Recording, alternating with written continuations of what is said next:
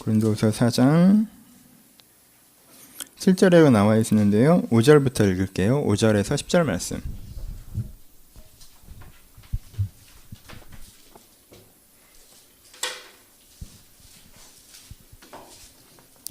고린도후서 4장 5절로 10절 말씀.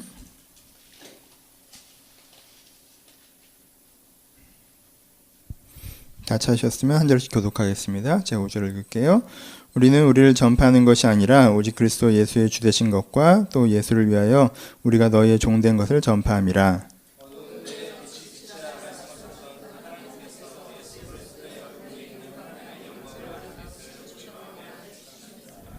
우리가 이 보배를 질그릇에 가졌으니 이는 심히 큰 능력은 하나님께 있고 우리에게 있지 아니함을 알게 하려 함이라.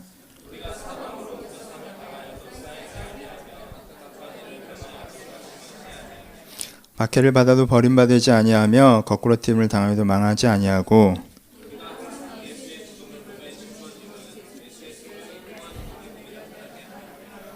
아멘. 예. 고린도후서 말씀을 가지고 은혜를 좀 나눠보도록 하겠습니다. 안녕하세요. 예, 반갑습니다. 더운데 잘 지내셨어요? 저희 집은 잠을 좀 자기 어려워서 굉장히 피로감이 누적되는 한 주간이 아니었나 생각됩니다. 날씨가 좀 좋아져야 될 텐데. 고린도후서 말씀으로 이제 은혜를 좀 나눠보도록 하겠습니다. 제가 이번 주 중에 혜령이를 만났는데, 혜령이를 만나면 진짜 열심히 살아야겠다는 어떤 열정 같은 게 생기거든요. 내가 게으르게 사는 것 같고 부끄럽고. 요즘에 조금 게으르어지신 분들은 잠깐 후프 베이글에 가시면 열심히 살아야겠다는 열정이 다시 한번 생기실 거예요. 그래서 제가 어젯밤 11시에 설교 준비를 하다가 좀 미진하다고 느껴지는데 11시엔 나가야 제가 집에 가거든요. 근데 이제는 뭐 이렇게 막차 시간이 됐다고 집에 가서 그런 정신으로 안 된다.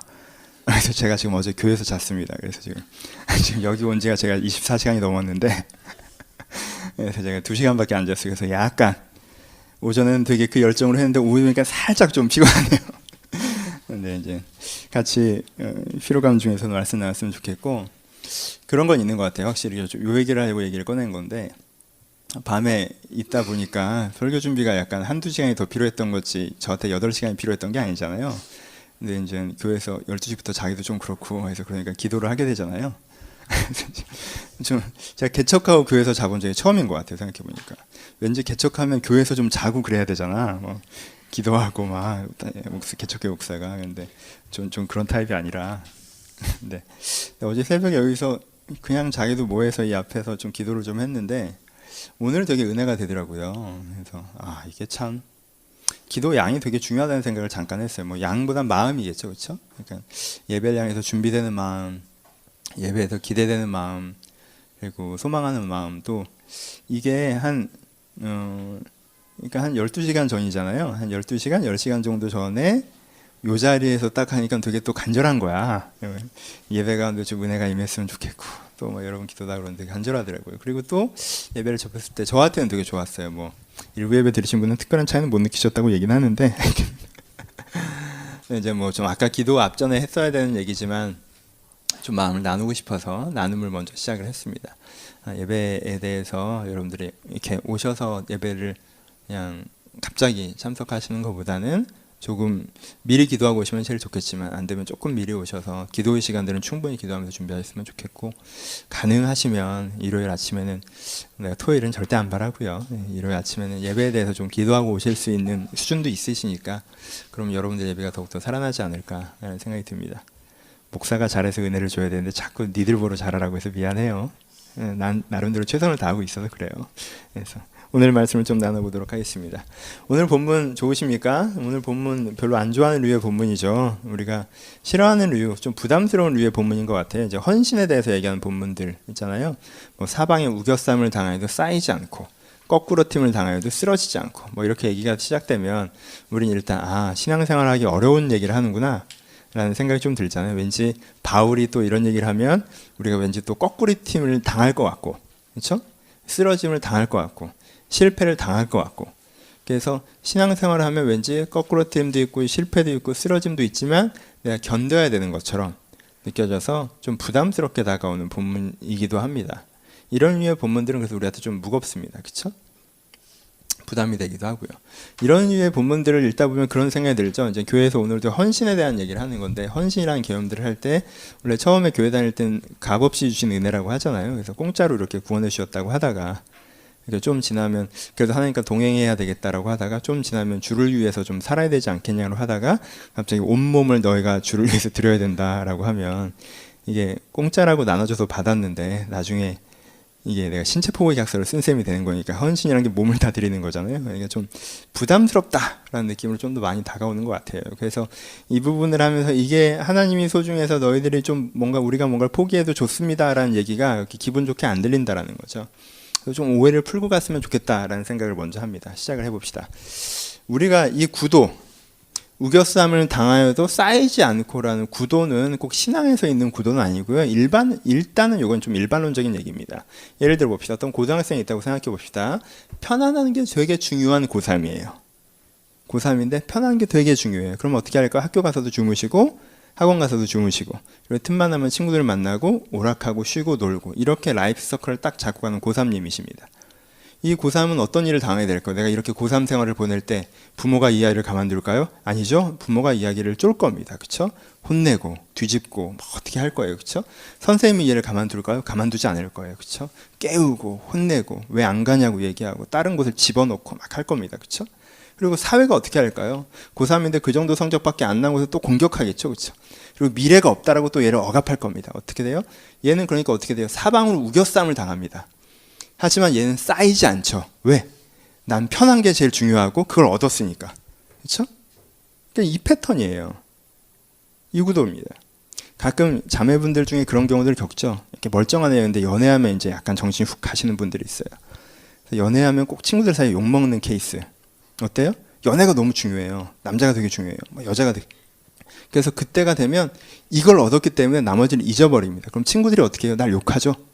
그렇죠? 그리고 내가 신앙적으로 조금 더 떨어지죠. 사회에서 내가 해야 되는 일을 좀 더 등한히 하게 되죠. 그래서 내가 사회에서도 친구에게서도 영적으로도 우겨쌈을 당해요. 근데 난 쌓이지 않아요. 왜? 난 쟤랑 있을 때 좋으니까. 그렇죠? 이 개념으로 되는 거예요. 성공도 마찬가지예요. 나는 성공이 중요한 사람이에요. 성공만 하면 돼요. 이게 나한테 되게 중요해요. 그러면은 내가 가치적으로 그렇게 잘하고 있는 건 아닐 수도 있고 그렇게 편하게 지내는 게 아닐 수도 있고 주변 인간관계에서 욕먹을 수도 있어요. 사방으로 우겨쌈을 당하는데 난 이게 있으니까 괜찮아요. 안 쌓인다라는 거예요. 오케이?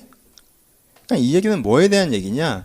내가 갖고 있는 주관적인 기준과 그 시대가 갖고 있는 일반적인 기준 간의 충돌이 있을 때 나타나는 당연한 구도예요.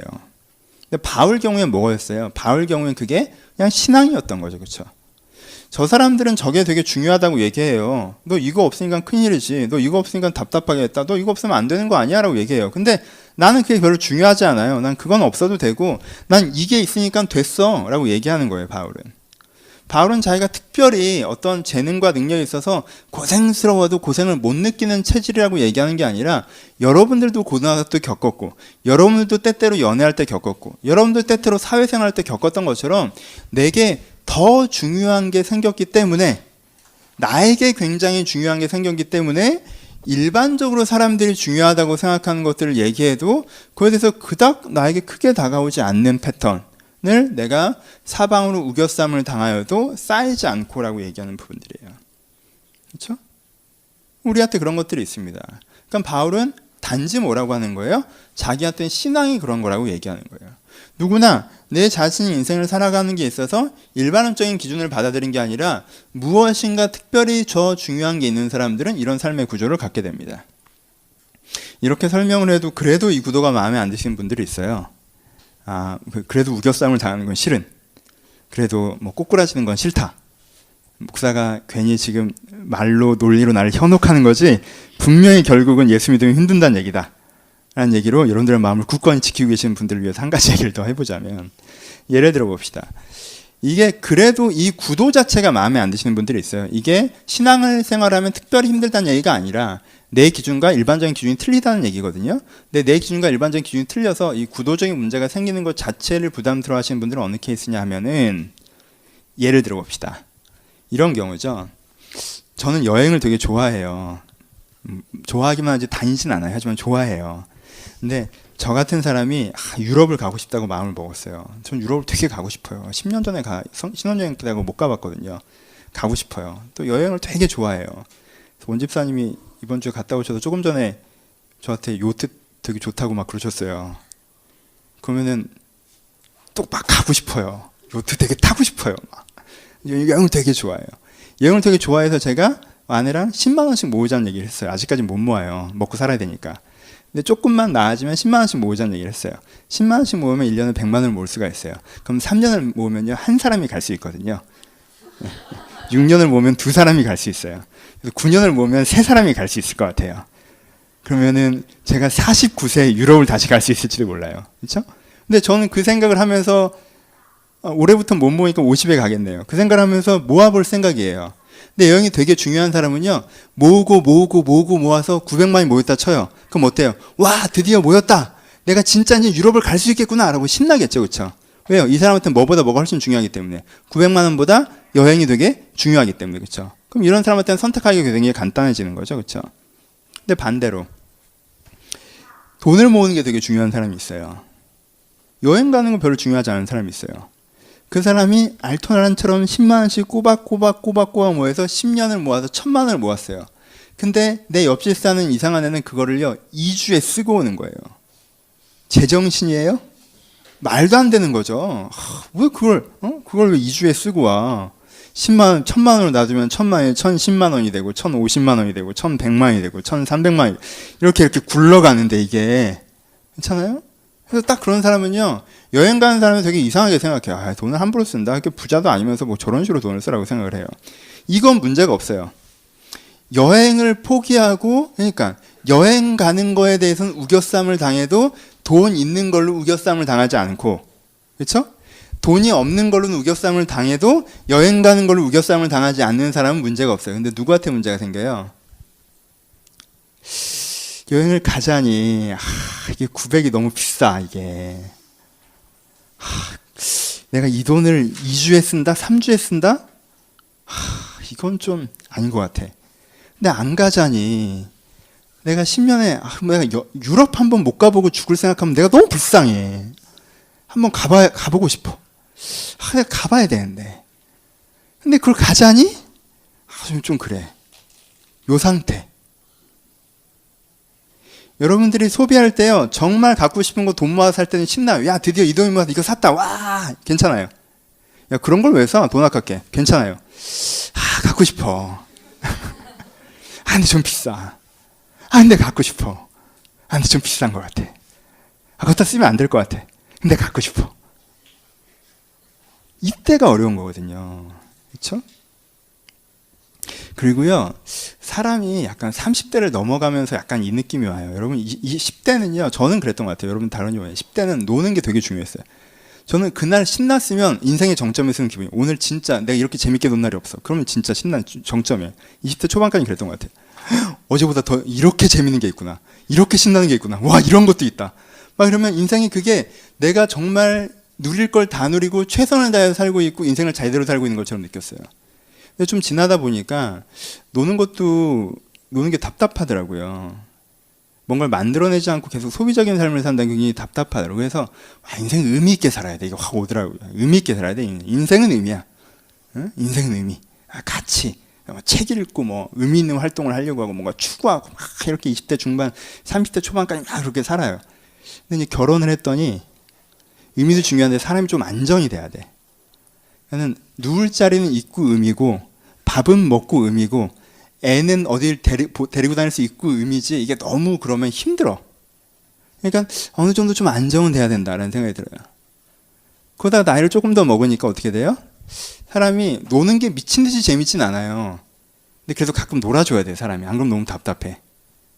의미가 있으면 다 나는 의미로 죽는다 이건 아니야. 너무 무의미한 내가 너무 좀 초라하잖아. 그렇죠? 그렇죠? 안정하기만 되면 된다는 아니에요. 안정이 뭐 그렇게 중요해. 근데 안정이 안 되는 건 또 싫어요. 요 상태가 온다는 거예요.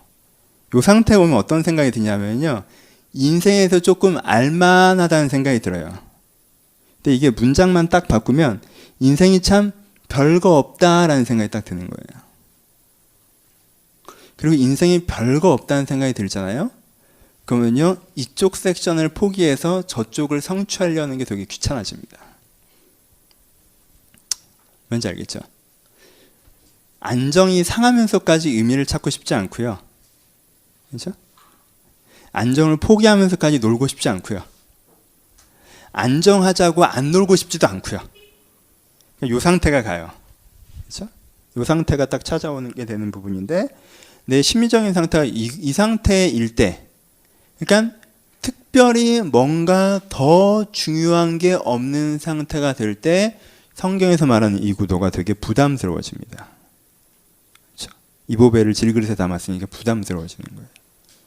우겨쌈을 당하여도가 부담스러워지는 거예요. 내가 더 가치 있는 것을 위해서 덜 가치 있는 것을 포기한다는 것 자체가 불편하게 다가요. 왜? 다 고만고만한 거지 더 가치 있고 그런 건 없다라는 생각이 기본적으로 있기 때문에 그런 거예요. 그러니까 굉장히 한 단어로 표현하면 늙어서 그런 거예요. 근데 여러분 그거 아십니까? 우리가 이런 마음으로 생기면 이렇게 접근을 하게 되는데요. 사실 이런 식으로 접근하게 되는 걸 저는 아까 했던 표현으로 하면은 아까 뭐 성공이 보배인 사람도 있고 관계가 보배인 사람도 있고 편안한 게 보배인 사람도 있다고 표현을 했는데, 이런 건 어떤 면에서는 욕심이 보배인 사람이에요. 욕심이라고 하는 건 뭐냐면요, 많이 가지려고 하는 건 욕심이 아니에요. 많이 가지려는 생각을 갖고 열심히 하는 사람은 욕심이 아니에요. 내가 뭔가를 안 하면서 되길 바라는 게 욕심이거든요. 그렇죠? 그냥 많이 갖기려고 하는 건 욕심이 아니에요. 근데 내가 조금 하고 많이 가지려고 하는 게 욕심이죠.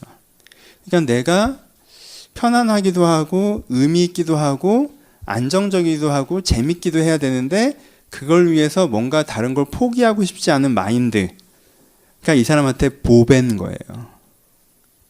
그리고 이걸 위해서 우겨쌈을 당합니다. 그렇게 되면 뭔가 되게 불만이 많아지거든요. 뭔가 인생이 답답하게 느껴지거든요. 뭔가 잘 안 풀린다는 생각이 들거든요. 근데도 그걸 포기를 안 해요. 왜? 욕심이 이 사람한테는 보배이기 때문에 그래요. 사실 그것도 또 하나의 패턴이라는 거예요.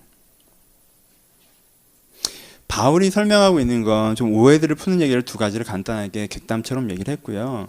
포인트를 들어가 봅시다. 바울이 설명하고 있는 건요, 일반론적인 얘기 하나랑 신앙적인 얘기 하나를 하고 있어요. 바울이 설명한 건 아주 그냥 편안한 얘기, 아주 간단한 얘기인데요.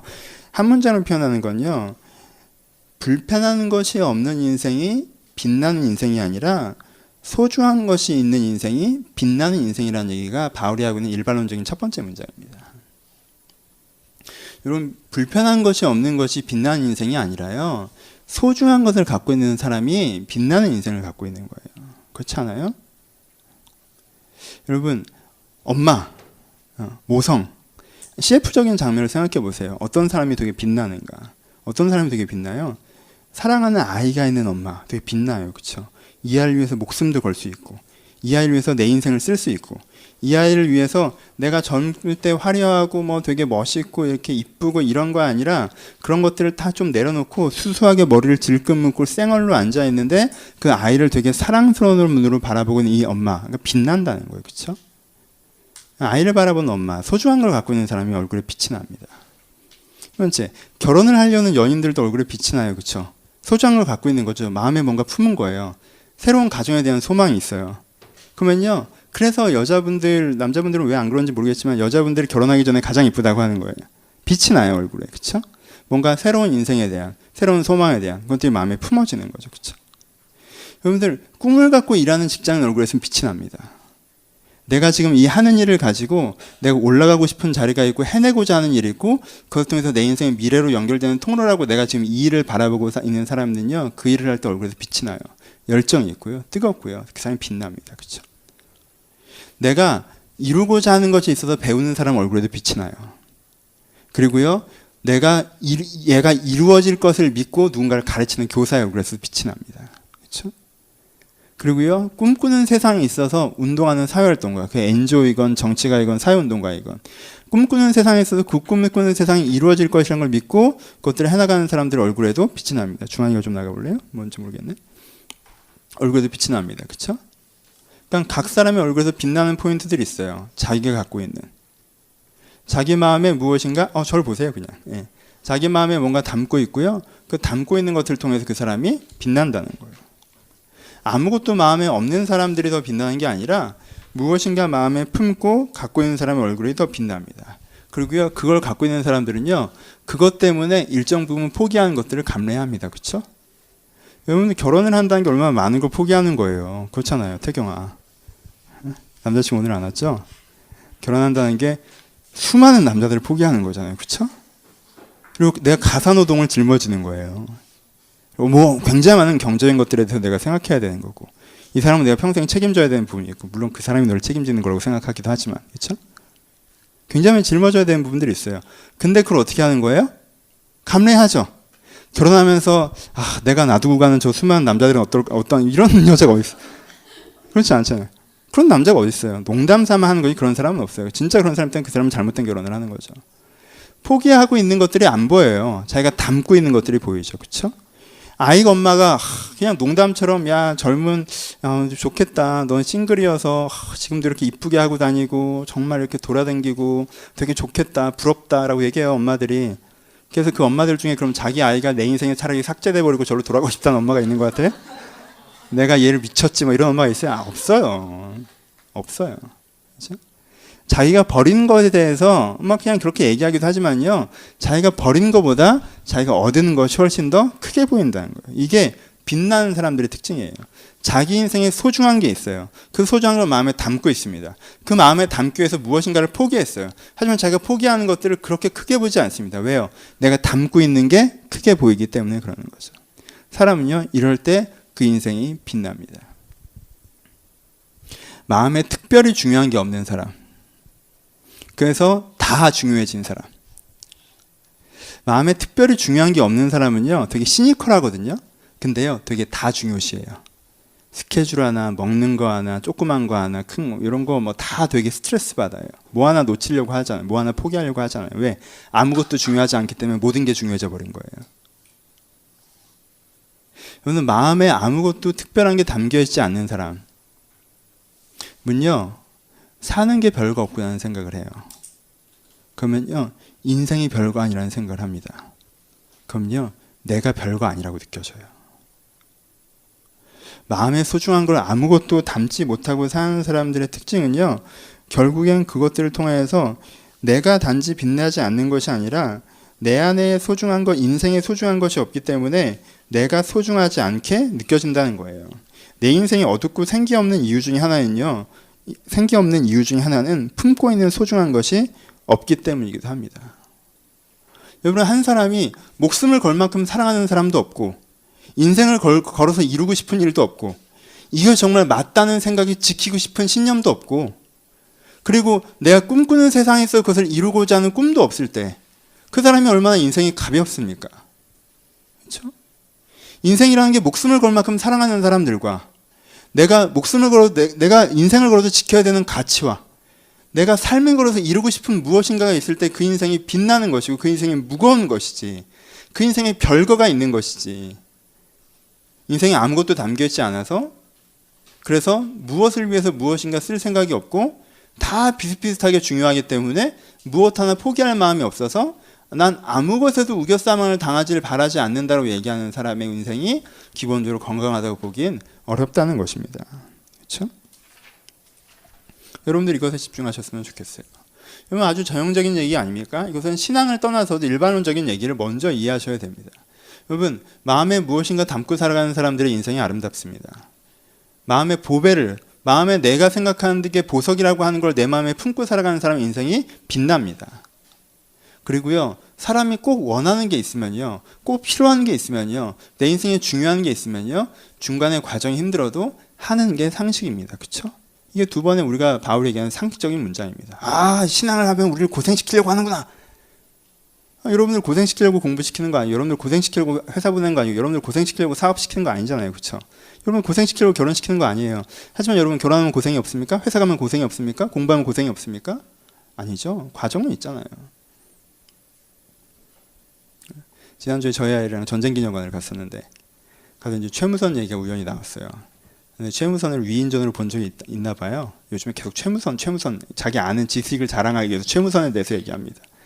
최무선을 얘기하면서 최무선이 왜 멋있어? 라고 했더니 최무선은 중간에 어려운 과정이 많은데도 포기하지 않은 부분이 되게 멋있는 것 같아 라고 그러더라고요. 제가 얼마나 감동을 받았겠어요. 전쟁 기념에서 내 아들이 진짜 와 이게 얘가 깊이가 있다 막 그리고 갔다 와서 이제 집에 가서 요즘에 구구단 하루에 한 단씩 외우는 시즌이에요. 그래서 7단을 외우는 날입니다. 그 구단 판을 들고 바닥을 굴러가면서 귀찮아 안 할 거야 왜 이걸 해야 돼? 야, 네가 아까 필요한 게 있으면 중간에 참는 게 멋있다며 했더니 괜히 그 말을 했어. 네. 그러면 애가 구구단을 외우려고 해도요. 내가 아무리 개방적인 아버지라고 해서 구구단을 안 외우고 인생을 살아가라고 할 수는 없잖아. 내가 교육을 안 시키는 편이긴 하지만 그건 외워야 될 것 같아 내 생각에. 예? 근데 아무리 그래도 애가 구구단을 외우려고 해도요 중간에 조금 불편한 과정이 있는 거예요. 그 불편한 과정이 있다고 나를 괴롭히려고 한다, 나를 사기치려고 한다, 나를 속이려고 한다, 아빠가 나를 괴롭히려고 이렇게 얘기하면 좀 당황스럽잖아요. 우리가 두 가지 전제는 갖고 이 얘기를 시작합시다. 바울이 이 얘기를 하는데 이거는 이 사람들 일반적으로 상식적으로 갖고 있는 일반론적인 두 가지 생각이 우리한테 없기 때문에 바울의 얘기를 자꾸 오해하니까 일반론적인 얘기 두 가지 먼저 하자는 거예요. 첫 번째, 여러분 인생은요 보배를 가슴에 품고 그 보배를 위해서 내 인생을 투자하며 살아갈 때 빛나는 거예요. 인생이 다 중요해서 사실 아무것도 중요한 게 없는 게 빛나는 게 아니라 내가 목숨 걸 사람 하나 있고 꿈꾸는 세상 하나 있고 그리고 내가 무슨 일에서 지켜야 되는 가치 하나 정도는 있고 그것이 신앙이라는 이름으로 통일되면 또 있겠죠. 그렇죠? 하지만 그렇지 않다 할지라도 이런 거 하나 정도씩 잊고 살아가는 인생이 빛나는 인생이지 그렇지 않은 인생은 가벼운 인생입니다. 이래도 흥 저래도 흥 가치도 특별히 없고 이 사람도 흥 저 사람도 흥 사람도 그렇고 뭔가 그냥 이래도 좋고 저래도 좋고 이루고 싶은 삶과 세상도 없다면 좀 가볍지 않습니까? 일반론적인 얘기입니다. 여러분 그것에만 동의하신다 해도 여기에 대한 선입관을 벗을 수 있지 않습니까? 하나님께서 여러분들 고생시키려고 한다는 얘기가 아니라 여러분들 예수 믿으면 나중에 주님한테 뭔가 해드려야 된다는 게 많다는 얘기를 하고 있는 게 아닙니다. 여러분 헌신은 의무가 아니라 선물입니다. 내 인생을 쏟아야 될 그 무엇인가가 있다는 건요 의무가 아니라 선물입니다. 내 인생에 쏟아야 될 그 무엇인가를 찾지 못하고 점점점 나이를 먹어가는 것이 오히려 인생의 가장 큰 선물을 받지 못하는 것일 수 있지 않겠습니까? 그렇죠? 여기까지 일반론적인 얘기고 바울은 한 가지 얘기를 더 하죠. 여기까지 적용하셔도 좋겠고요. 한 가지 얘기 조금 어려워지죠. 바울이 사실은 이 얘기를 하는 거죠. 이런 일반론은 동의하고 있는 상태에서 너한테는 뭐 연애가 네 가족이 네 인생의 보석이니 너한테는 네가 꿈꾸는 어떤 혁명이 네 인생의 보석이니 네가 이루고 싶은 어떤 사업이 네 인생의 보석이니 근데 바울이 뭐라고 얘기하는 거예요? 내 인생의 보배는 내 인생의 보석은 나의 신앙이다라고 얘기를 하는 거죠. 그렇죠? 바울이 얘기한 도전점은 여기에요. 그 앞부분까지는 일반 상식적으로 여러분들이 이미 커먼센스가 돼야 되는 부분이고 바울의 도전점은 나에게는 신앙이 내 인생의 보석이라고 얘기하는 게 바울의 액센트입니다. 그러니까 여기서 우리가 큐티적으로 우리가 명상적으로 들어가야 되는 그러니까 바울의 액센트는 뭐냐면 신앙은 나에게 인생의 중심이 되는 보석인가에 대한 부분이 나한테 사실은 들어와야 되는 거예요. 좀 더 깊게 들어가면 이게 깊은 게 아니라 사실 실제인데 그렇죠? 신앙은 나한테 뭔가 내 인생에 의미 있는 것들을 이루어 나가는 투자하는 수단인가? 아니면 내가 신앙 자체가 내 인생의 가장 중요한 보석인가에 대한 이슈예요. 그렇죠? 바울이 얘기하는 신앙을 좀 봅시다. 이렇게 얘기하면 또 부담스러워지니까 신앙을 중요시, 교회를 중요시 막 이런 게 아니라 바울이 얘기하는 신앙을 좀 보죠. 단어가 조금 문장이 조금 그런데 좀 그래도 꼼꼼하게 한번 봅시다. 6장 6절에 보면 이렇게 나와 있네요. 뭐가 우리가 이 보배라고 할 때 이 보배는 뭐예요? 대명사잖아요. 그 위에 걸 이 보배라고 한 거잖아요. 그렇죠? 그럼 그 윗절을 읽어봐야겠죠? 그럼 뭐라고 나와 있어요? 어두운데 빛이 비리라 말씀하시던 그 아버지 하나님께서 예수 그리스도의 얼굴에 있는 하나님의 영광을 아는 빛을 우리 마음에 비추셨느니라. 뭐래? 문장이 복잡해요. 끊어읽기 연습하세요. 어두운데 빛이 있으라 말씀하셨던 그 하나님. 앞에는 뭐예요? 하나님 설명하는 거죠. 일단 스킵합시다. 하나님께서 그렇죠? 그 다음에 뭐라고 했어요? 예수 그리스도의 얼굴에 있는 얼굴은 은종인 표현인 것 같고 그냥 예수 그리스도를 통해 그렇죠? 그 다음에 뭐라고 해요? 하나님의 영광을 아는 빛을 우리 마음에 비추셨느니라. 하나님께서 예수를 통해 하나님의 영광을 알 수 있는 빛을 우리 가운데 비치셨다. 이것이 나에게 뭐다? 보배라고 얘기한 거죠. 그렇죠? 봅시다. 하나님의 영광을 아는 빛이라고 표현했는데 이것도 끊어가요. 하나님을 아는 게 먼저겠죠. 하나님을 아는 거. 첫 번째 바울이 얘기한 건 뭐예요? 나에게 보배라는 게 뭡니까? 첫 번째 하나님을 안다라는 거예요. 하나님을 안다는 게 뭐예요? 내가 하나님 알아. 이거예요? 물론 그것도 포함됩니다. 그렇죠? 하나님을 알아요. 근데 하나님을 안다는 뜻은 뭐냐면요. 여러분 뭐라고 해야 되나? 이렇게 만유인력의 법칙을 알아도요. 만유인력의 법칙을 이해하는 게 아니라 그걸 통해서 뭐 하는 거예요? 결국 이 세상이 돌아가는 원리를 알게 되는 거잖아요. 그렇죠? 상대성의 원리를 배워도요. 그 책을 이해했다는 게 의미가 있는 게 아니라 그걸 통해서 사실 이 세상이 이런 식으로 흘러간다는 걸 느끼는 거예요. 그렇죠? 하나님을 안다는 건 하나님을 단지 안다는 것에 멈추는 것이 아니라 하나님을 통해서 뭘 한다는 거예요? 내가 어떤 존재구나. 그렇죠? 인생이란 건 어떤 것이구나. 세상은 무엇이구나. 그래서 내가 무엇을 향해 살아가야 되는구나를 누구로부터 한다는 거예요? 하나님부터 안다라는 거죠. 그렇죠? 하나님을 아는 것. 하나님을 알고 하나님을 통해서 나와 세상을 아는 것. 이것이 바울에게 뭐라는 거예요? 자기한테 가장 중요한 보석이라고 하는 거예요. 오케이?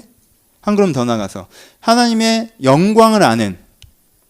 영광이라는 건 뭡니까? 영광은요. 배우의 언어가 아니라 관객의 언어입니다. 그렇죠? 주체의 언어가 아니라 객체의 언어예요. 오늘 저도 어쩌다가 여러분들이 진짜 깜짝 놀라시고 웃기다고 생각하시겠지만 어쩌다가 제가 인터넷으로 설교를 들으시는 분을 개인적으로 만날 기회가 있으면 저를 만나면서 목사님 만나뵙게 해서 영광이라고 그래요. 웃겨? 누가 날 보고 영광이라고 그래요. 영광이라는 건 내가 쓸 수 있는 단어가 아니에요. 날 만난 게 왜 영광입니까? 한 3번만 만나면 그 얘기를 안 해요. 한 2번? 그 얘기를 안 해요. 날 만난 게 아니에요. 영광이란 뭐예요? 이 사람의 의미와 가치가 나에게 굉장히 크다라는 것을 이 사람한테 표현하는 단어예요. 그렇죠? 그러니까 하나님의 영광을 안다는 것은요. 하나님을 아는데 그걸 내가 영광으로 생각한다는 거예요. 무슨 뜻이에요? 하나님께서 나에게 가르쳐 주시는 것, 하나님 그분, 하나님 가르쳐 주신 나, 하나님께서 가르쳐 주신 내 인생, 하나님께서 주신 이 세상, 그게 나한테 다 어떻다는 거예요? 되게 마음에 든다는 거예요. 어린아이 표현으로 하면. 정말 마음에 든다는 거예요. 그게 진짜 맞구나라고 느껴지고 진짜 좋다라는 거예요. 그렇죠? 그래서 그게 나에게 뭐가 된다는 거예요? 빛이 된다는 거죠. 그렇죠? 이걸 모르고 살았던 때는 어두움이라고 느껴질 처럼. 그때는 내 나름대로 살았는데 내 나름대로 살았던 그때가 어둠이라 느껴지고 이게 뭐로 느껴져요? 빛으로 느껴진다는 거죠. 하나님을 알고 그게 너무 마음에 들어서 그 하나님의 가르침과 기준이 너무 마음에 들어서 그것들대로 내가 이제 추구하고 살아가는 삶. 그래서 그의 하나님의 영광이 나에게 빛으로 비춘다는 거죠. 예수 그리스도를 통해서.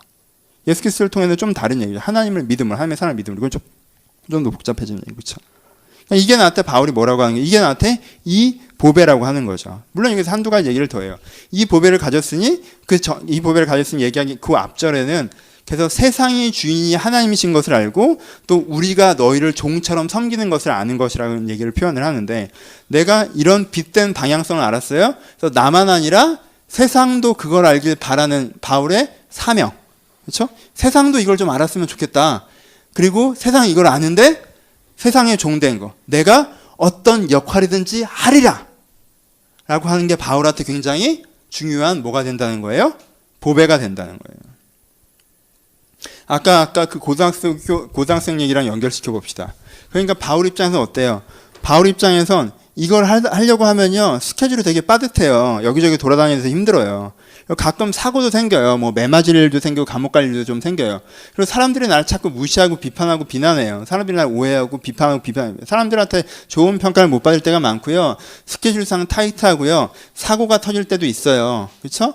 그런데 그런 걸 통해서 야 그러면은 이거 되게 불편하고 사고 터지고 인정도 잘 못 받으니까 안 좋은 거 아니야? 일반적인 관점에서 그렇게 보겠지만 아니야. 나는 이게 중요하기 때문에 이렇긴 하지만 사실 내가 이것들을 통해서 내가 더 건강한 사람으로 되어져 가고 옛날에 어떻게 살아야 할지 모르겠는데 내가 선명하게 내 기준을 알고 살아가고 그리고 내가 섬기는 교회 사람들이 하나님을 닮아가는 모습과 결과들을 볼 때 그 보람과 감격 때문에 중간에 이렇게 좀 힘든 건 그다지 나에게 큰 의미는 없어 라고 얘기하는 거예요. 오케이?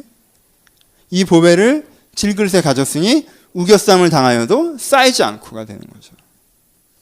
바울한테는 그게 굉장히 중요했다라는 거예요. 이렇게 되면 또 이제 너무 바울님 대단하시다 이렇게 되니까 뭐 그럴지 모르겠는데 조금 더 심플하게 가봅시다. 제 얘기를 한번 해볼까요? 제가 이제 새벽에 시간이 있으니까 좀 적어봤어요. 제 큐티예요. 이거는 설교 문맥에는 조금 안 맞을 수가 있는데 나한테 그럼 보배는 뭔가 한번 적어봤어요. 나한테 보석은 뭔가 내 인생에 이건 되게 소중하다라고 하는 거. 뭐 저한테는 몇 개가 전 되게 많아요. 바울처럼 심플하지 않아요. 저는 일단 하나님을 알아가는 게 저한테 되게 중요해요. 그러니까 뭐 전 재밌어요. 그게 뭔가 진리를 알아가고 정말 하나님이 이런 분이시구나. 다른 편은 세상이 이렇구나. 인생이 이렇구나. 이런 걸 아는 것 자체가 저한테 굉장히 큰 즐거움인 것 같아요. 그리고 또 하나 저는 저를 좀 이렇게 저를 만들어가는 게 재밌어요. 작년에 나보다 올해 내가 좀 낫고 올해 나보다 내년 내가 좀 낫고 이게 저한테는 되게 큰 즐거움이에요. 그것도 저한테는 되게 중요한 즐거움인 것 같습니다. 한 3년 지났는데 똑같으면 좀 스트레스 받는 편이에요. 좀 안 좋아지면 좀 열받는 편이고 이렇게 내가 변화되는 기쁨이란 게 저한테 되게 큰 즐거움 중에 하나인 것 같아요. 그리고 세 번째는 뭉뚱그려서 얘기하면 제가 뭐 인터넷 설교를 녹음해서 올리는 거나 목회를 하는 거나 지금 설교를 하는 거나 여러분들을 만나는 거나 이런 상담을 하는 거나 양육을 이런 걸 다 재밌어 하는 이유가 나는 옳은 편에 서서 선한 영향력을 준다라고 생각될 때 되게 좋아요. 난 그걸 되게 좋아해요. 나는 맞는 편에 서 있고 나를 통해서 선한 영역이 흘러간다. 그것이 뭐 많지 않다 할지라도 미미하다 할지라도 이게 일단은 대분류로 치면 오름의 흘러감이라고 볼 수 있는 분류에 내가 들어간다고 하면 그게 저한테 되게 중요합니다. 그리고 저한테는 그 다음에는 두 가지가 더 중요한 게 한 가지 저는 이제는 일상생활이 느껴지는 게 저한테는 되게 중요해요. 여러분 자는 게 전 되게 재밌어야 돼요. 이렇게 막 전 고민하고 자고 이러는 거 되게 안 좋아해요. 딱 잘 땐 자는 게 되게 좋고 자고 일하면 기분 잤다 이거 있잖아요. 이런 거 저는 이제 일상생활을 느끼는 즐거움. 자는 거, 먹는 거, 그리고 걷는 거, 자연을 느끼는 거, 뭐 이런 거. 저는 일상생활을 느끼는 즐거움이 저한테 되게 커요. 그리고 거기에는 문화생활도 포함됩니다. 사람들이 만들어내는 거, 그렇죠? 문화생활을 느끼는 즐거움도 저한테 되게 커요. 그리고 또 하나가 제가 사랑하는 사람들, 주로 가족이겠죠. 제가 사랑하는 사람들이랑 같이 있는 게 저한테 굉장히 커요. 어제 아침에도 이제 제 아내랑 제 아이랑 양쪽에서 저한테 딱 기대서 제가 가운데 누워 있고 양쪽으로 제 어깨를 딱 기대서 셋이 모두의 마블을 하는데 너무 행복해요. 그런 거 있어야 저한테 기대요. 이런 거 없이 저한테 절대 기대지 않습니다. 같이 아이패드를 보면서 모두의 마블을 하는 거죠. 주사위를 한 번씩 던지면서. 그때 문득 되게 행복하다고 느낄 때 있잖아요. 그렇죠? 그런 게 저한테 되게 중요한 것 같아요. 근데요, 이렇게 쭉 적어놓은 다음에 느낀 게 뭐였냐면요, 제가 하나님과 가깝지 않을 때는요, 이런 걸 느끼는 감각이 되게 떨어져요. 내가 하나님과 가깝지 않을 때는요, 뭔가 뭐 하나님을 알아가고 내가 나아지는 기쁨 이런 걸 잘 안 느껴요. 되게 그게 부담처럼 느껴져요. 되게 부담스럽습니다. 하나님을 알아가야 된다, 내가 성장해야 된다는 게 어떤 강박처럼 다가올 때가 많고요. 그리고 제가 하는 모든 목회 스케줄이 되게 힘겹습니다. 그렇지 않겠어요? 뭔가 내가 선한 것을 흘려내린다라는 자부심이 없으면 매주 새로운 것을 뭔가 이야기하는 작업이나 어떤 힘든 이야기를 하는 사람들의 얘기를 듣는 작업이나 누군가를 가르치는 작업이 쉽지가 않아요. 쉬울 수가 없고요. 그렇죠? 그러니까 그게 되게 부담스럽게 느껴져요. 그리고요, 일상적인 즐거움이 저한테 잘 안 느껴지는 것 같아요. 감이 좋을 땐 걷다가도 기분이 되게 좋거든요. 감이 좋을 때는 그냥 자다가도 기분이 되게 좋고, 이게 먹는 게 되게 기쁘고, 근데 아주 맛있는 걸 먹어도 별로 기쁨이 사라지는 것 같아요. 그러니까 저는 바울 수준은 아니지만 저한테 여전히 조금 있는 것은 뭐냐면요, 하나님을 아는 게 나한테 되게 보배구나라는 생각을 조금 결론적으로 하는 것 같아요. 하나님을 가까이 느껴서 하나님이 내용을 깨우지 않으시면 내가 성장하는 즐거움과 내가 선한 영향을 미치는 즐거움과 내가 살아가는 즐거움을 느끼는 감각이 사라지거든요. 아직까지는 주님만을 기뻐하는 건 아니죠. 주가 주시는 것을 기뻐하는 거죠. 하지만 그럼에도 불구하고 조금은 내 안에 하나님의 것을 사모하고 기뻐하는 것이 저에게 있습니다. 근데 문제는 뭐냐면 가끔은 다른 감각들이 예민해진다는 거예요. 저는 그게 제 인생에 제가 적어놓은 거, 큐티니까 적어놓은 건 나한테 보석이 아닌 것들, 보석이 아닌 건 성공하는 거 보석이 아니에요. 그렇죠? 보란 듯이 뭐 보라 나무의 순교회를 뭐 이런 거 있잖아. 근데 그런 마음이요, 내 인생이 평생 안 되느냐? 아니에요. 전 가끔 그 마음이 들 때가 분명히 있습니다. 노회 가면 꼭 그런 마음이 들어요. 아, 노회만 가면 왜 이렇게 날 불쌍하게 쳐다보는지. 나 안 굶어 죽는데 이렇게 되게 가련하게 쳐다보면 왠지 좀 뭔가 내가 보란 듯이 뭔가를 해야 되나? 뭐 그런 생각이 들 때가 있을 때가 있죠. 내가 사람한테 인정받는 건 나한테 보석이 아니에요. 근데 가끔은 그런 거에 예민해질 때가 있는 것 같아요. 여러분들이 설교 반응 같은 거. 그렇죠? 그 인터넷이나 온라인으로 듣는 사람들의 설교 반응 같은 거, 강의 반응 같은 거. 그런 거가 되게 좋으면 되게 좋고 반응이 되게 안 좋으면 좀 안 좋고. 여러분 좋은 설교인데 반응이 안 좋을 수도 있거든요. 오히려 더 많이 있을 수도 있거든요. 그런 것들에 대해서. 제가 갖는 거에 대해서. 그렇죠? 저 이거 선물 받았어요. 요거 말고 비슷한 거 또 하나 선물 받았거든요. 보시면 최근에 제가 그 2개만 돌려 입어요. 예. 예. 좋은 옷을 받아서 이 옷을 입고 이 옷이 멋있다고 생각하니까 이 옷만 자꾸 입더라고요. 그 전에 제가 아끼던 어벤져스 티셔츠도 있고 제가 사랑하는 티들이 있는데 그것들이 평일로 밀려난 거죠. 예. 이게 주일용, 평일용 이렇게 했는데 조금씩 예전보다 여유가 생기기 시작하니까 조금씩 갖는 거에 대한 즐거움을 좀 지나치게 많이 느낄 때도 있어요. 그냥 좋아하는 건 괜찮은데. 저는 이 본문을 읽으면서 되게 좋았던 거, 여러분들 전달하고 싶은 것보다 제가 은혜 받았던 걸 그냥 한번 얘기해 보려고 했어요. 이번 설교에는. 제가 은혜 받았던 건 뭐냐면요, 제 수준에서는, 수준이 꽤 있잖아요. 그래도 제 수준에서는 아주 조금이나마 하나님이 나에게 보배가 되세요. 그것이 없으면 안 돼요. 그것이 나를 살게 합니다. 어느 정도 바울이랑 비슷한 면도 있어요. 하나님의 영광의 빛, 내가 하나님께서 가르쳐준 인생, 내 자신, 삶, 이런 것들을 느낄 때만 내가 살아있는 걸 느끼고 그게 나답고 그게 삶답고 그렇단 말이에요. 그게 사라지면 내 인생이 같이 사라지는 느낌이 들 때가 있어요. 그러니까 그게 나한테 되게 중요해요. 이것은 나한테 별로 중요하지 않아요. 근데 저한테 뭐가 없어요? 이 보배를 질그릇에 담아서 우겨쌈을 당해도 괜찮다라는 선명한 구도가 약한 거죠. 그렇죠? 선명한 구도가 약해서 가끔은 이게 되게 소중한데 나한테 별로 안 소중한 것이 소중한 것이 그냥 저한테 튀어들어오면서 이것이 일정 부분 훼손될 때도 있다는 거예요. 그리고 훼손된 다음에야 어이구 큰일 났다 라고 다시, 그리고 또 별로 안 중요하게 생각하고 지나가 또 훼손되는데야 어이구. 그러니까 바울처럼 이 보배를 질그릇에 선명한 분배, 이것이 나에게 너무나 중요한 것이고 다른 것은 그것을 이루기 위해서 내가 좀 투자할 수 있는 것이고, 내가 이 사람이 중요하고 이 일이 중요하고 이 가치가 중요하면 그것을 위해서 다른 것을 조금 더 포기할 수 있고 그것을 향해서 투자해 나가야 된다는 선명한 분배가 저에게 약하다는 생각이 좀 들었어요. 여러분들은 어떤지 모르겠어요. 어떤 분한테는 그냥 이 구도 자체가 싫어서 그냥 나는 그냥 다 만만하게 평균적으로 요것도 요만큼 저한테 특별한 게 중요한 게 없어요. 그래서 다 중요하죠 라고 얘기하시는 분이라면 인생에 특별한 중요한 게 필요하다는 거가 이 설교의 적용이었으면 좋겠어요. 인생에 특별하게 중요한 게 필요합니다. 여러분 중요한 게 있어요. 인생이 빛나요. 그렇죠? 여러분 특별한 게 중요한 게 있다면 그것을 이루는데 일정 부분 피로감이 동반된다는 사실에 너무 부당하다고 느끼지 않으셨으면 좋겠어요. 원래 내 인생의 중요한 걸 이루는데 일정 부분 피로감이 동반되는 게 정당한 거지 부당한 건 아니잖아요. 그렇죠? 그렇죠? 내가 많이 노력했는데도 절대 이루어지지 않는다면 부당한 거겠지만 일정 부분 피로감이 동감되는 것들을 부당하다고 얘기하는 건 아니잖아요. 그러니까는 좀 힘들다고 해서 이거는 좀 왜 힘들게 이게 돼야 되냐라고 그렇게 하지 않으셨으면 좋겠어요. 그래서 마음에 소중한 걸 품었는데 그거에 대해서 투자하고 있지 않다면 여러분이 좀 투자할 만한 용기가 있으셨으면 좋겠어요. 여기서까지는 일반론. 여러분 이만큼만 은혜를 받아도 저는 이것도 말씀이고 복음이라고 생각합니다. 조금 더 나아가서는 여러분 신앙이 여러분한테 보석이 될 수 있다는 걸 아셨으면 좋겠어요. 신앙이 여러분한테 보석이 될 수 있습니다. 하나님이 여러분 인생을 가르치시는 것이 사실 가장 중요할 수 있다는 거예요. 그게 왜냐하면 다른 모든 것을 살아나게 하는 것이고 다른 모든 것에 의미를 부여하는 것이기 때문에 그래요. 그렇죠? 신앙이 여러분들에게 보석이 되면요 인생의 의미 전체가 살아날 수가 있다는 거예요. 그래서 신앙을 가장 소중하게 붙잡고 가야 된다는 거예요. 그렇죠?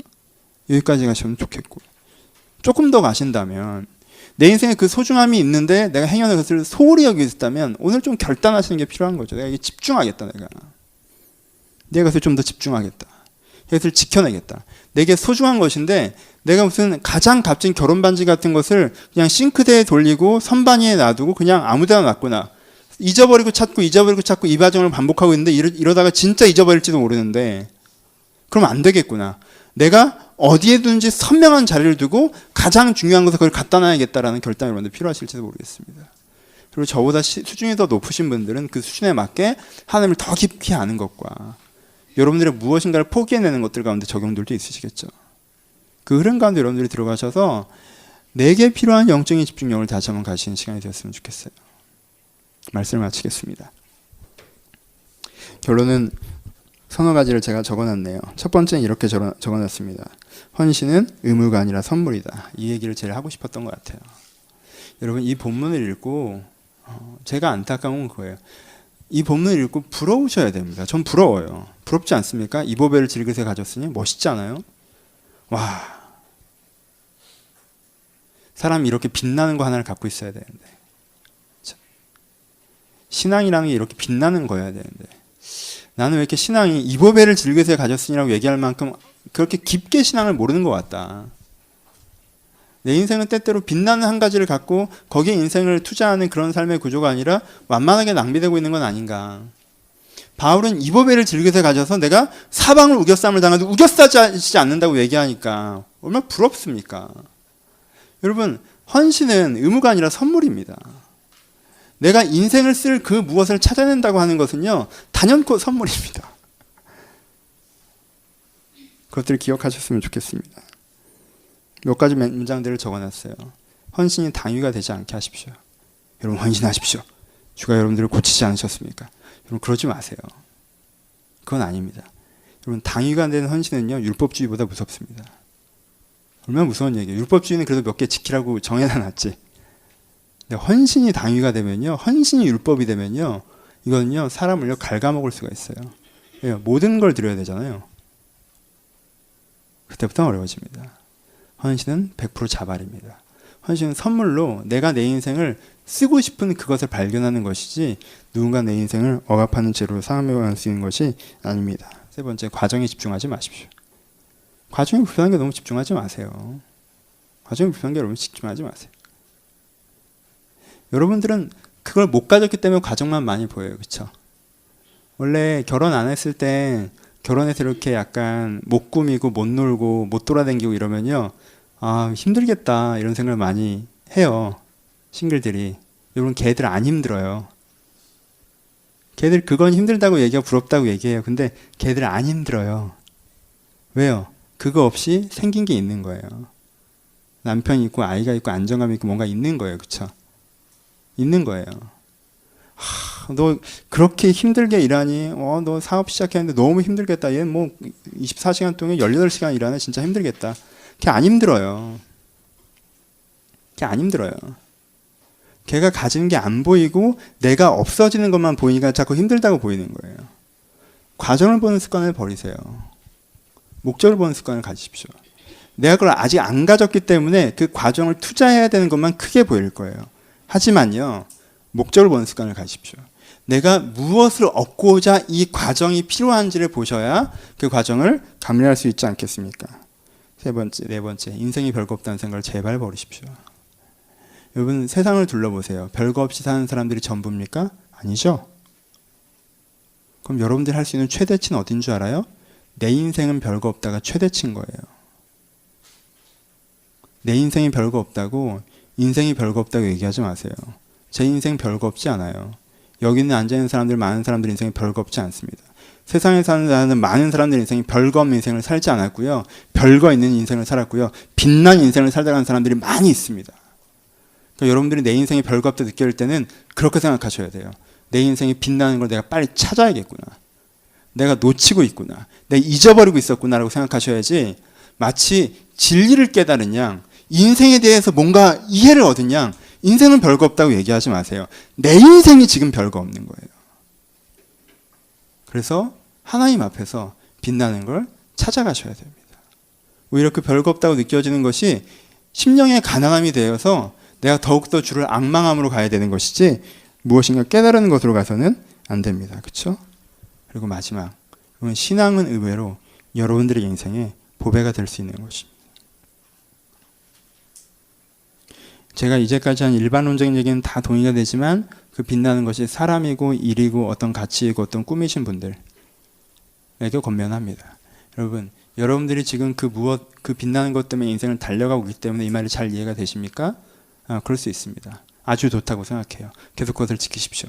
근데요, 가장 빛나는 것이 신앙일 수 있습니다. 하나님을 아는 지식이 가장 나에게 큰 지식이 될 수 있어요.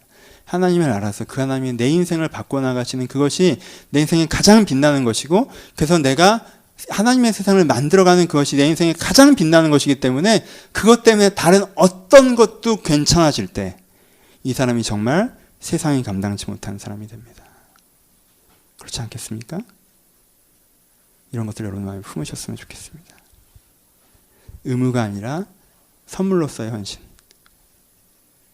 여러분들이 지난주에 소명과 비전, 이번 주 헌신에 대한 얘기들을 하고 있는데 그것이 막연히 내 인생이 어떻게 됐으면 좋겠다는 기대감, 막연히 내가 하나님한테 뭘 이렇게 해야 되나 보다는 부담감이 아니라 정말 하나님께서 주신 정체성과 소명과 사명을 갖고 그것이 나에게 보배가 되어서 그것을 향해 헌신해 나가는 삶, 그 삶이 얼마나 값진가, 그 빛을 먼저 보시고 그 빛을 여러분 삶으로 초대하시기를 주님의 이름으로 축복합니다. 같이 기도하시겠습니다.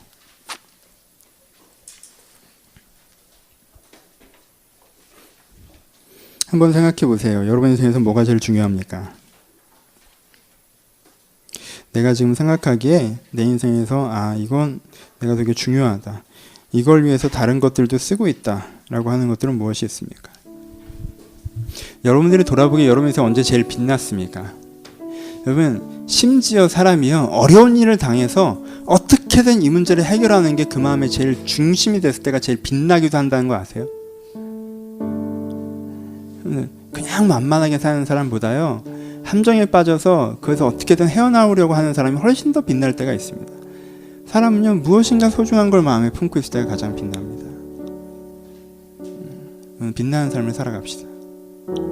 하나님, 내게 소중한 것이 내 안에 잊혀지고 있었다면 그것이 다시 한번 기억되면서, 그것이 사람이건 비전이건 그것이 내 안에 다시 한번 기억되면서 거기서부터 내가 좀 빛나게 하여 주옵소서. 그리고 무엇보다 신앙이 나에게 얼마나 소중한지 내가 깨달아서 그 신앙으로 다시 한번 빛나는 인생을 살아드릴 수 있도록 하여달라고 들은 말씀 생각하면서 우리 자유롭게 5분 정도 묵상하며 고백하며 기도하도록 하겠습니다. 함께 기도하겠습니다. 하나님, 여기 한 사람 한 사람이 하나님을 좀 더 알아가기를 소원합니다. 여기 모이는 한 분 한 분이 하나님을 좀 더 깨달아가기를 소원합니다. 아버지, 여기는 한 사람 한 사람이 주의 인도를 받아갔으면 좋겠습니다. 아버지, 이 보배를 질그릇에 담았으니 이 보배를 질그릇에 담았습니다. 아버지여, 내가 이 고백을 할 수 있는 사람이었으면 좋겠습니다. 아버지여, 내가 이 고백을 할 수 있는 사람이었으면 좋겠습니다. 내가 이 보배를, 이 보석을, 내 인생의 이 가장 값진 것을 내 인생에 담았으니 내가 무엇에도 얽매이지 않고 무엇에도 우겨싸움을 당하지 않고 내가 이것을 이루고자 하는 일에 이루어나가는 과정이 함께 할 것이다라는 그러한 아버지 소망의 삶을 살게 하여 주옵소서. 헌신의 삶을 살게 하여 주옵소서. 아버지여, 정말 그러한 길로 내가 걸어가게 하여 주옵소서. 아버지, 그러한 길로 걸어가는데 아버지 하나님께서 나와 함께 하시고 하나님께 나를 인도하심을 경험하기를 소원합니다. 하나님께 나에게 말씀하신 것 내가 경험하기를 기대합니다. 아버지, 우리 가운데 함께 하셔서 여기는 한 사람 한 사람 가운데 주님께서 함께 하셔서 눈을 들어 주를 보게 하여 주옵소서. 그저 균형 잡힌 생활처럼 조금 놀아야겠고 조금 편해야겠고 조금 안정돼야겠고 조금 의미 있어야겠고 그렇게 적당히 균형을 잡고 살아가는 것이 아니라 저 가운데 정말 중요한 것에, 하나님의 정말 의미 있는 것에 내 인생을 조금 들이면서 살아갈 수가 있는, 내 인생을 좀 사용하며 살아갈 수 있는 그런 헌신의 사람, 열정의 사람이 좀 되게 하여 주옵소서. 저희가 완만한 강처럼만 흘러가는 것이 아니라 정말 하나님 앞에서 계곡처럼 폭포처럼 아버지 저희가 파도처럼 나아가는 것들도 있기를 소원하오니 아버지, 주님께서 나에게 주신 그 꿈을 따라서, 주님께서 주신 나에게 소망을 따라서 내가 사방에 우겨싸움을 당할지라도, 과정에 어려움들이 좀 있다 할지라도, 불편한 것들이 있다 할지라도 그것들을 아버지 불편해하지 않고 아버지 내가 그것을 해나가는 자가 될 수 있도록 아버지 저희 되게 하여 주옵소서. 내가 이 질그릇에 보배를 담았습니다. 우겨싸움을 당해도 우겨싸움을 당하지 않을 것입니다. 제가 과정을 견뎌낼 것이며 이 소중한 가슴에 품는 것입니다. 하나님 무엇보다 그것이 하나님이 되게 하여 주옵소서. 무엇보다 그것이 하나님이 되게 하셔서 아버지 하나님이 내 인생의 가장 소중한 가치가 되게 하셔서 하나님께서 내 인생을 바라보게 하시고 하나님께서 내 인생을 깨닫게 하시고 하나님께서 내 인생을 인도하시는 그것이 나에게 가장 소중한 가치가 되게 하셔서 내가 그것을 잡느라 그것을 붙잡느라 내가 기도하느라 말씀을 보느라 고민하느라 하나님 앞에서 내게 아버지 다시 한번 셈을 얻고자 하느라 아버지 내가 시간을 쓰고 마음을 쓰고 인생을 쓰는 사람들이 될 수 있도록 아버지여 저희들을 붙잡아 주옵소서. 하나님 이 공동체 가운데 그런 은혜가 임하기를 소원하오니 아버지여 주여 저를 돌보시고 인도하여 주옵소서. 한 번만 더 기도할 때 여러분들 개인의 기도 제목들을 가지고 기도하셨으면 좋겠습니다. 여러분들의 내면을 위해서 기도하십시오. 내 내면이 어떤지 들여다보시면서 나가야 하는 것들이 있다면 내보냅시다. 치워야 하는 것들이 있다면 치웁시다. 그리고 드러나야 할 것들이 있다면 들여놓으시고 깨끗해야 하는 것들이 있다면 깨끗게 합시다. 여러분 나는 있는 그대로 두는 것이 아니라 만들어가는 것입니다. 나는 가꾸어가는 거예요. 하나님 내 내면을 가꾸어 주옵소서. 여러분의 관계를 위해서 기도하십시오. 건강한 관계에 감사하시고 소중히 여기는 결단을 하시고 여러분 가운데 무너진 관계에 또 회복을 기대하시고 그 속에서 지혜롭게 해야 될 여러분들의 지혜를 구하시며 여러분들의 삶의 현장을 위해서 기도하십시오. 공부하고 계신 분, 일하고 계신 분, 여러 가지 업무나 상황 속에 있는 분, 여러분 구체적으로 작은 것들의 주며 강령이 필요합니다. 잘 되게 해달라고 기도하자는 것이 아니라 제대로 하게 해달라고 기도하는 것입니다. 그리고 제대로 하는 것이 진짜 잘 되는 것입니다. 여러분의 현장에 있는 작은 문제들에 대해서 내가 하나님 보시기에 내가 일을 어떻게 해야 되는 것입니까? 뭐가 낫습니까? 내 안에 바른 판단을 주고 지혜를 달라고 여러분 삶의 현장을 위해서 여러분의 내면과 관계와 현장을 위해서 여러분 매일 하셔야 되는 기도 오늘도 주님 앞에 드립시다. 그리고 일주일 동안 하지 못했다면 오늘은 기도합시다. 여러분의 내면과 관계와 현장을 위해서 우리 한 번만 통성으로 기도하시고 기도하고 마치겠습니다. 기도하겠습니다. 하나님 오늘 기도하기를 바랍니다. 오늘 기도하길 바랍니다. 기도하지 못했던 사람들이 있다면 아버지 지금 기도하기를 바랍니다. 아버지 이들이 기도하기를 바랍니다. 하나님 이들의 내면을 주님께 돌아보아 주옵소서. 이들의 내면을 주님께 만져주시옵소서. 아버지 이들의 내면을 주님께 돌아보시고 만져주셔서 이들의 하나님의 마음과 생각으로 가까워지는 자리 될 수 있도록 이들 하나님의 마음과 생각으로 가까워지는 자리 될 수 있도록 아버지 이들을 축복하며 기대하오니 아버지 이들의 마음 가운데 아버지 하나님을 보지 못하고 세상을 바라보는 마음들과 하나님을 기대하지 못하고 세상을 바라보는 마음들과 아버지 나약한 마음들과 욕망의 마음들과 죄악된 마음들과 완고한 마음들이 모두 무너져내리게 하시오며 저들 가운데 함께 생각하는 그 마음들이 다시 한번 더 입혀지는 시간들이 되게 하여 주옵소서. 이들 가운데 다시 한번 하나님을 향한 소망을 갖게 하시고 아버지 하나님을 향한 믿음을 갖게 하시고 아버지 정말 향한 소망을 갖게 하시고 하나님을 향한 믿음을 갖게 하시고 하나님과 세상을 향한 진리를 향한 사랑을 갖게 하여 주옵소서. 이들의 마음 가운데 건강한 것들이 다시 한번 세워지길 바랍니다. 아버지 저희들의 마음 가운데 아주 부정한 것들이 몰려들어오고 건강한 것들이 쫓겨나는 것이 아니라 제 가운데 건강한 것들이 들어오고 지루한 것들이 쫓겨나는 역사가 일어나길 바라오니 우리의 마음을 검정케 하여 주옵소서. 우리의 마음을 간건케 하여 주옵소서. 아버지들의 관계를 축복하며 기도합니다. 아버지 상처 주고 상처받는 관계 아버지 억눌리고 억눌림 받는 관계 속에 들어가지 않게 하시오며 이들이 사랑하고 사랑받는 관계 속에 들어가게 하여 주옵소서. 은혜 주고 은혜 받는 관계 속에 들어가게 하여 주옵소서. 온전한 영향을 미치며 영향을 받는 관계 속에 들어가게 하여 주옵소서. 하나님의 마음을 주고 하나님의 마음을 받는 관계 속에 들어가게 하여 주옵소서. 아버지들의 관계 가운데 축복하셔서 아주 관계 가운데 사람들 앞에 빨리 메말라가는 것이 아니라 사람들에게 얹혀가는 것이 아니라 그들을 사랑하며 또한 사랑받는 사람들이 되어줄 수 있도록 이들 가운데 건강한 사람들이 될 수 있도록 있게 축복하여 주옵소서. 아버지들의 현장 가운데 있게 돌보시길 바랍니다. 아버지 공부하는 사람들이 있습니다. 아버지 이 공부하는 과정이 내가 하나님을 향해서 걸어가고 내 인생 미래에 걸어가는 확신을 가지고 확신과 오늘 향해서 최선을 담백함이 있을수록 있게 축복하시며 아버지 삶의 현장에서 일하는 사람들이 있습니다. 내가 여기서 어떻게 하는 것이 맞는 것이고 잘하는 것이 주님 앞에 깨달아 알아. 내가 열정을 갖고 열심히 해야 되고 감당해야 되는 것이면 감당할 수 있는 결단을 허락하시고 내가 대항하고 쌓아야 되겠다는 대항을 쌓는 일도 허락하시고 지혜롭게 배우겠다면 배울 마음들도 허락하셔서 이들의 사회에서 하나님의 사람으로서 바른 길에 서서 바른 방향으로 걸어갈 수 있도록 아버지 이들을 축복하시고 돌보시고 인도하여 주옵소서. 하나님 우리가 주님의 이름을 바로 서길 바라오니 남의 숨교회 가운데 있게 축복하여 이 교회가 주님의 교회 될 수 있도록 아버지 은혜를 허락하여 주옵소서. 아버지 저희가 주님께서 주신 선물을 혹시 나를 괴롭히려 하는 것이 아닌가라고 의구심으로 바라봤던 것들을 용서하시고 주님께서 선물로 네 인생을 써야 하는 값 있는 것에 대해서 가르쳐 주실 때 저희가 듣는 마음 들을 귀를 열게 하여 주옵소서. 그래서 내가 진정으로 하나님께 배우게 하시고 그래서 내 인생에 별다른 중요한 것이 없이 그저 그렇게 삶이 다 그저 그렇다는 생각으로 살아가는 것이 아니라 이것이 정말 소중한 것이라는 걸 다시 한번 깨닫고 하나님과 사람과 세상을 마음에 품고 그것을 지켜내며 살아가는 사람들이 될 수 있도록 축복하여 주옵소서. 하나님, 그래서 저희가 행복했으면 좋겠습니다. 저희가 빛난 인생 살았으면 좋겠습니다.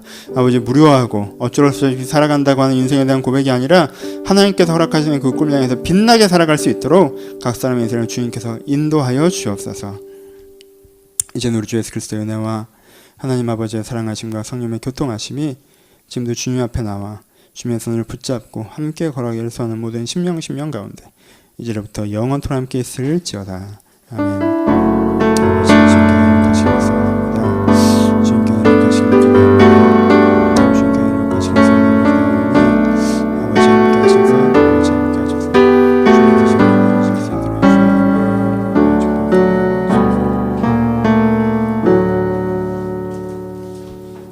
서로 주님께 감사의 박수 나누겠습니다.